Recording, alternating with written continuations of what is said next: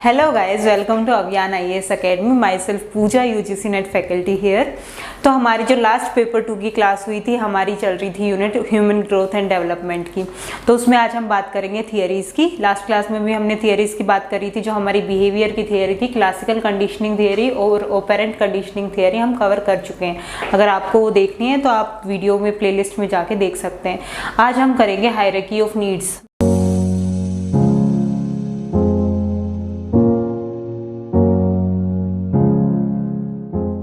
ये जो थियरी दी थी, ये दी थी अब्राहम मास्लो ने।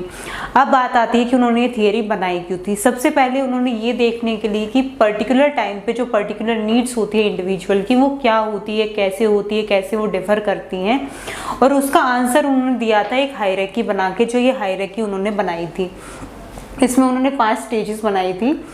सबसे ज़्यादा नीड्स जो होती हैं उसको उसने नीचे डिपिक्ट किया था, और उससे ऊपर जाते जाते वो जो नीड्स थी वो कम होती जाती थी। सबसे पहली नीड जो उन्होंने बताई थी वो थी फिजियोलॉजिकल नीड्स।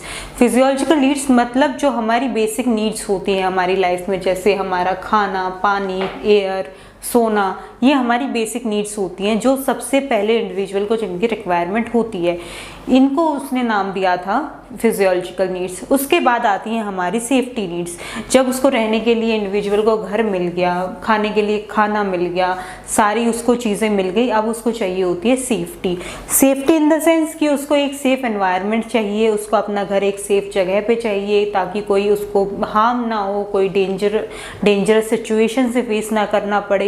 जॉब सिक्योरिटी की आपको इंश्योरेंस हो, इंश्योरेंस भी लेते हैं कई लोग जिस कंपनी में काम करने जाते हैं, जिस ऑर्गेनाइजेशन में काम करने जाते हैं, उनको हेल्थ इंश्योरेंस मिलता है, साथ साथ उनकी फैमिली के लिए हेल्थ इंश्योरेंस मिलता है ताकि वो सेफ फील करते हैं। तो सेकेंड नीड आती है उनकी सेफ्टी। उनकी फिजियोलॉजिकल नीड्स पूरी हो गई, उनको सेफ्टी मिल गई। अब थर्ड स्टेज आती है सोशल नीड्स, जिसको बिलोंगिंगनेस भी बोलते हैं। सोशल नीड्स में क्या आता है कि उसको अपने एनवायरनमेंट के साथ फ्रेंडली, मतलब जो इंडिविजुअल है, फ्रेंडशिप उसको चाहिए होती है, एक पर्टिकुलर बिलोंगिंगनेस चाहिए होती है, अच्छे रिश्ते चाहिए होते हैं, सबके साथ एक पार्टनर की रिक्वायरमेंट होती है। वो आता है आपकी सोशल नीड्स में। उसकी फिजियोलॉजिकल नीड्स पूरी हो गई, उसको सेफ्टी मिल गई, उसको सोसाइटी में सारे जो उसके रिश्ते थे वो सब अच्छे हो गए। उसके बाद आती है एस्टीम। ये वो सिचुएशन होती है जहाँ पे जो आपका एस्टीम की सिचुएशन होती है वो 2 कैटेगरीज में डिवाइड की जाती है। एक होता है इंटरनल एस्टीम, एक होता है एक्सटर्नल एस्टीम।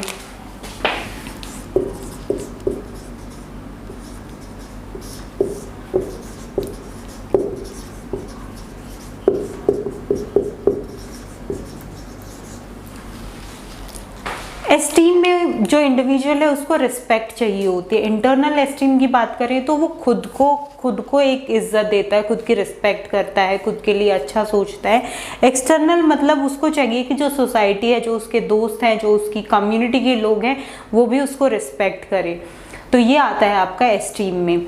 लास्ट स्टेज आती है आपकी सेल्फ एक्चुअलाइजेशन। दूसरी स्टेजेस के रिगार्डिंग ये जो स्टेज होती है सेल्फ एक्चुअलाइजेशन की, इसमें कोई भी स्टेज होती है हमारी सेल्फ एक्चुअलाइजेशन की, ये हमारी स्टेज होती है जिसमें इंडिविजुअल कभी भी सेटिस्फाइड नहीं होता है।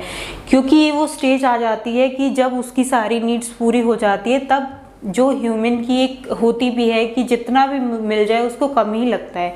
जैसे एक इंडिविजुअल, पहले उसको एक जॉब चाहिए थी, उसको कोई जॉब नहीं मिल रही है, उसको एक जॉब मिल गई, उसने बहुत जगह ट्राई किया, लास्ट में जाके एक जॉब मिल गई, वो उससे सेटिस्फाइड रहेगा, पर कितने दिन रहेगा?